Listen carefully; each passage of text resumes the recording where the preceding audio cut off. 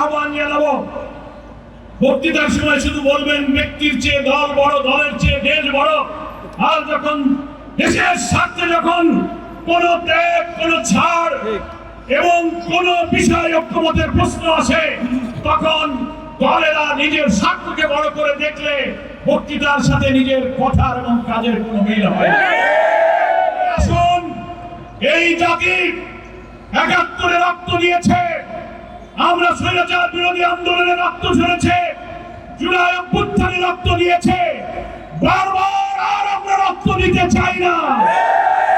সন্তান তরুণ সমাজ প্রায় ১৪০০ ছাত্রের জীবন দিয়ে ৩০,০০০ মানুষ আহত হয়ে আমাদেরকে যে ঋণের আওতায় আবদ্ধ করেছে, নতুন বাংলাদেশ একটি অবাধ নির্বাচনের মাধ্যমে মানবিক বাংলাদেশ তৈরি করে তাদের স্বপ্ন আমাদের পূরণ করতে হবে।